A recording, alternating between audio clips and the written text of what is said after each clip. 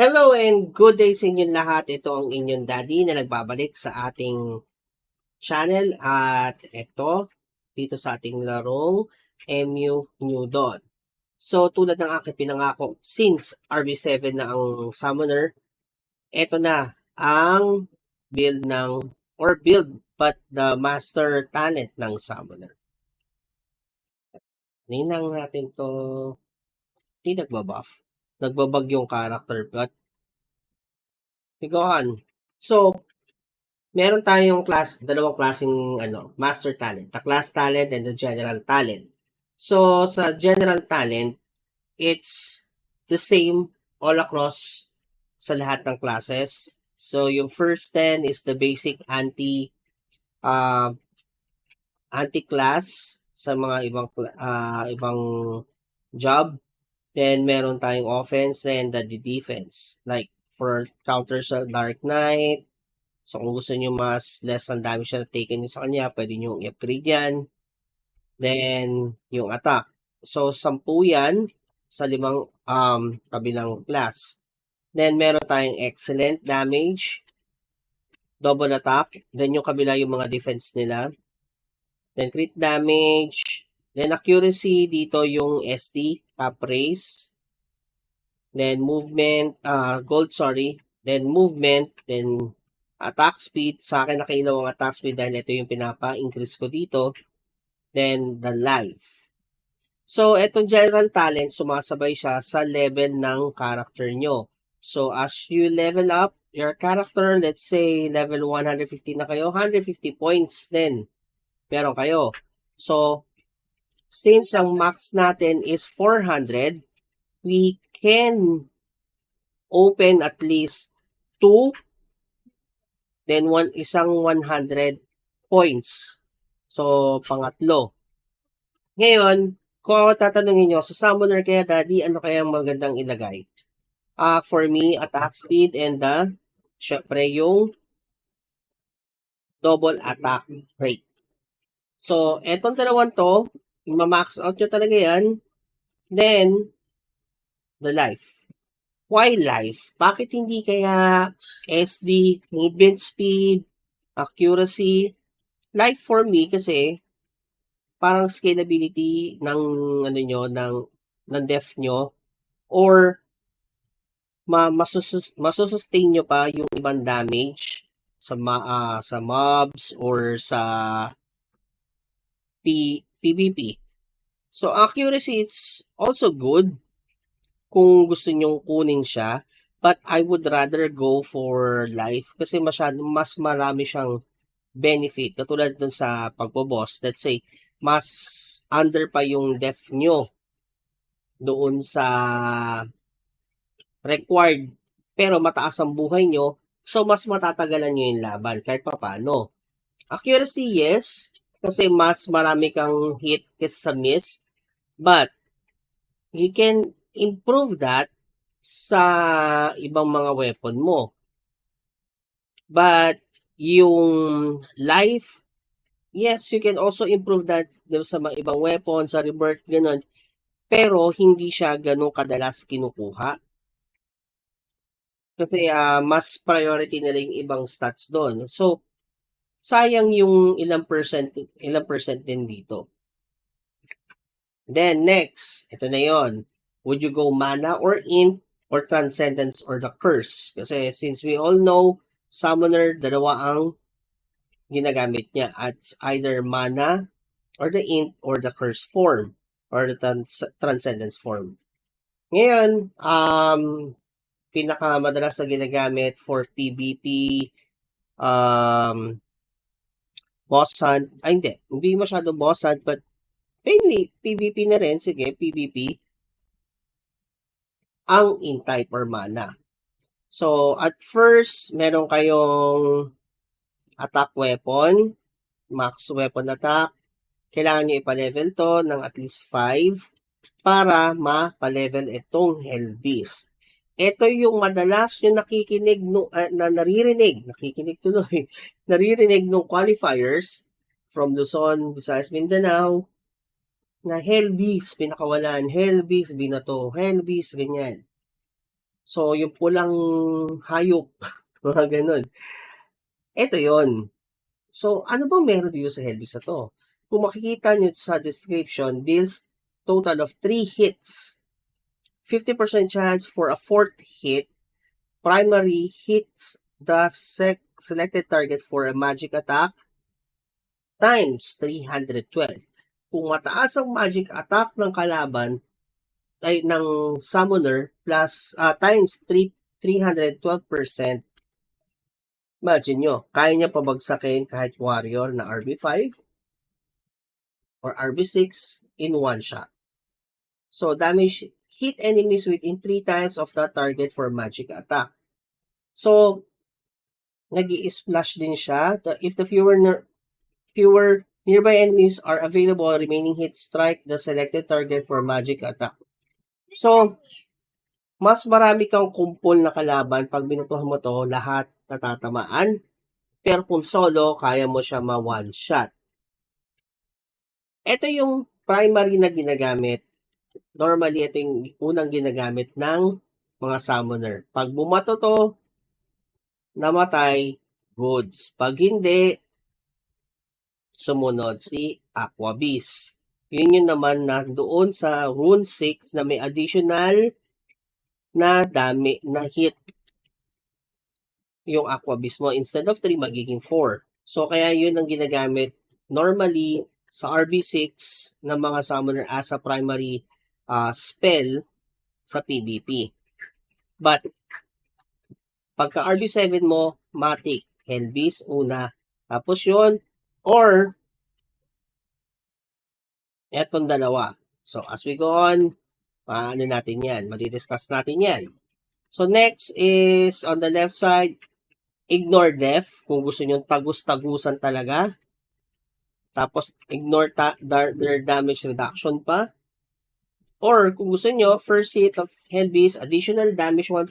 Then, yung sumunod na hit, another 1%.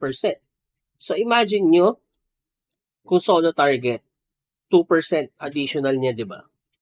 So, hindi ka pa nagsawa sa 312, dinagdagan pa. Bakit yung sumunod na sinabi ko, pwedeng primary yung weapon nyo rin? Kasi etong Soul Drain Curse deals magic attack times 500% skill damage to the target and restore HP equal to 20% of the damage dealt. Cooldown 60 seconds, kaya pa ibabaan yan. Available in mana form. Ngayon, isa 312, ito 500, tapos may restore HP. Diba? Kung ako gagamit, Helbis, Aqua Beast, buhay ka pa, Soul Drain Curse. Bakit ko pinangatlo, hindi ko siya pinangalawa, hindi ko siya inuna? Dahil dun sa restores HP. Pwede pagka Helbis ko, Aqua Beast ko, nakalapit no, nakachali sa akin, bato ko ng Soul Drain, may balik akong buhay, extended yung life ni Summoner. Diba? Kasi as we all know, ang buhay ni Summoner is a free hit and may distansya. May distance, gagawa ka ng distance. So, ikakite mo yung kalaban para makapag-survive ka. Kasi once na ang kalaban, lalo na ang Dark Knight o yung MG Magic Gladiator na strength type ay nakadikit sa iyo, malambot pa rin po ang summoner. Hindi siya yung ine-expect yung summoner na makunat na uy, taas ang death ko, ganyan, summoner to, makunat to. Hindi. Iba ang kunat ng summoner dito. So, hindi siya tanky, squishy pa rin siya, glass cannon pa rin siya. Yun yung pinakatamang wording sa kanya. Squishy pa rin siya. Hindi siya ganun tatag sa frontline. So, kaya ang ginagawa sa kanya is mid or back para free hit lang lagi. Ang ginagawa niya. Kasi once ang summoner nakalaya, free hit siya, panigurado, uubusin niya yung kalaban. Kasi, yun yung lakas niya. Kasi, once na naka-free hit siya, one shot, chain niya o ilang one shot yun? 3. Kung max out nyo na tong master talent, hanggang 4 yan. Tapos chani-chani ka ang mangyayari nun. So, eto, goods to for turning around the game. And kasi kung kulang na yung buhay ni Summoner, makapatay siya, balik yung buhay niya, saktong reload na ulit tong Hell Beast mo o yung Aqua Beast mo, bato ulit. Ayun. So, next nun is damage yung target in sleep or nightmare. So, kung naka-sleep mode, di ba, sa RB6, meron tayong rune doon na halos kahit anong tira mo sa kalaban, hindi nagigising kasi pag tinamaan siya ng sleep na rune, activated yon, may duration na yung tulog ng character. Same with the boss. So, eto, pag sleep daw ang character mo o naka-status siya na sleep or nightmare, 1% additional damage pa. And, Soul Drain Curse, Lifesteal. For every 10% of HP loss, healing received plus 10%. Effect cap when HP falls below 50%. So, pang additional higop ng buhay. Kaya napakaganda netong Soul Drain Curse. Kung ibabase neto sa description, but tingnan natin kung may makakagawa talaga netong build na ganito. Medyo matagal-tagal din to kasi pa-level. Kasi yung first RB mo na let's say gusto mong mapa-level 7 kagad, it's you need to load up para mabuksan to kagad. Then, para mapa-level yung talent mo, gamit ka ng diamonds. So, 25 niyan, neto, total diamonds niya sa 25. Master Talent XP is around 3K. Pero 60K naman yan, XP. So, siguro sa 60K, at level 11 Master Talent, that's 1 bar and 3/4. So, sumunod na reset, 1 bar and 3/4 ulit. Yun. So, ang ilan ng kailanganin ng points niyan? 15 previous mo. So, may 6 ka dito. 6, ay hindi, 5, tapos 6. Para ma-level 2 mo to, kailangan mo 12 neto. So, magiging 12, 2. So, ito 10 na lang kailangan eh. So, depende na sa yan. Sabihin na natin 10, 12, 13, 15. So, around 16. Mabu-open mo na to. 16, 17 levels. So, kung irarush mo siya, yun. Tingnan natin kung kakayanin na marush siya. Kasi, yun. Napaka-expensive magpa-level ng diamonds dito sa Master Talent. But, worth it siya kung tutuusin. Then, next niya is, ito yon, Blinding Killer. So, Blinding Killer, to first hand na experience ko to, ginamit sa akin. As in, blackout yung screen mo. Wala kang makikita.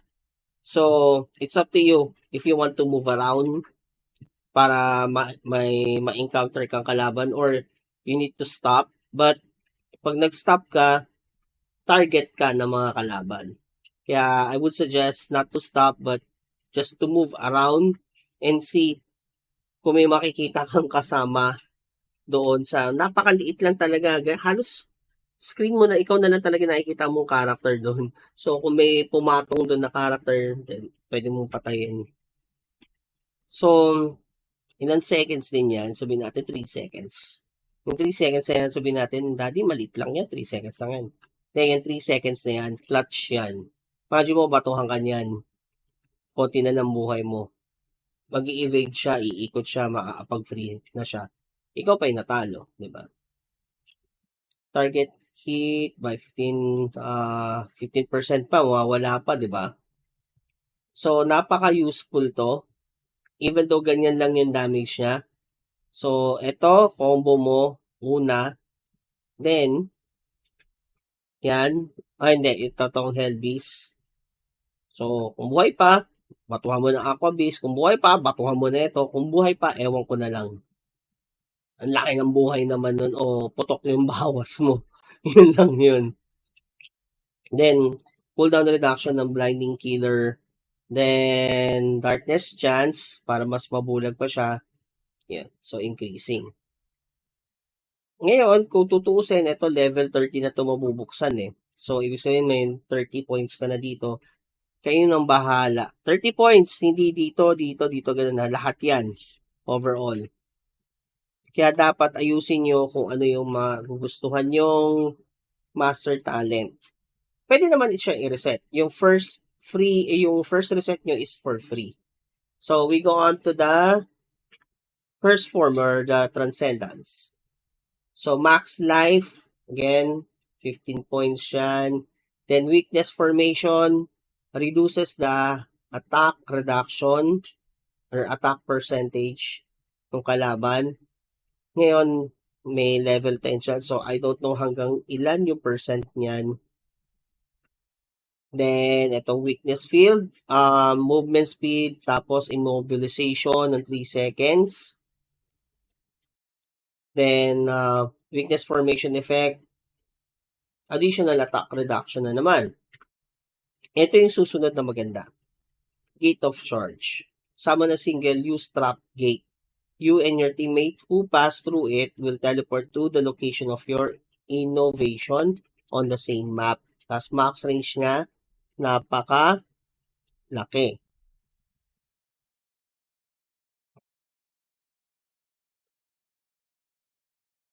I'm sorry.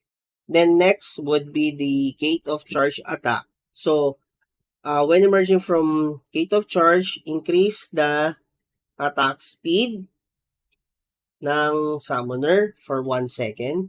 Parang, sige, 1 second. So, parang ano na lang, kung lalabas na lang talaga yung paglabas mo, banat na kagad. Ganun ang mangyayari nun eh. Kasi 1 second, parang ang liit lang din eh. Sana man lang ginawan 3 or 2, di ba? Then next would be yun, yung cooldown reduction. Then, Requiem Mass. Requiem damage plus 20%. Add continuous damage of 10% attack per seconds to the main target. Pwede.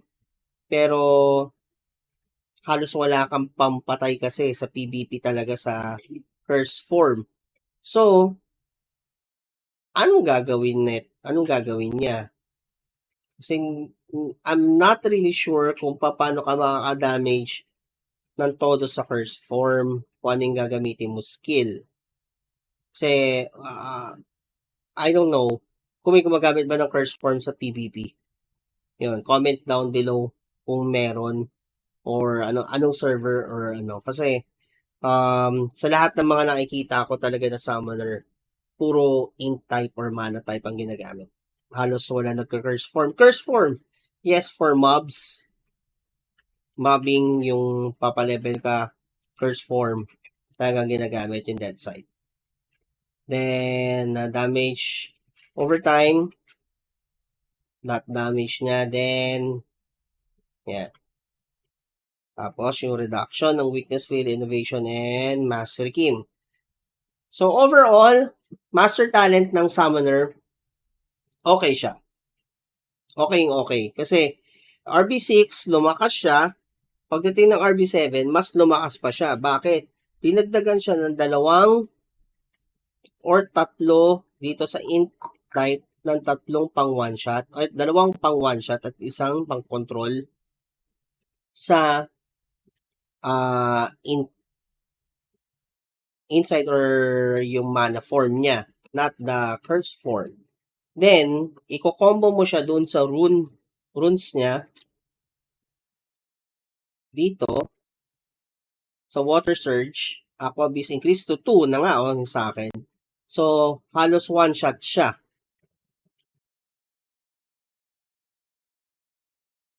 Mas lumakas yung summoner talaga kung tutuusin. Kaya, RB7, I can say, akin opinion ko, I can say talagang from being RB5 na parang hindi masyado napapansin, RB4, ganun. Pagdating ng RB6, nakikilala na siya. Pagdating ng RB7, kilala siya na one-shot kill. So, kaya sa mga tournament, maraming gumagamit nito. Sa 3v3, laging meron, hindi siya nawawala.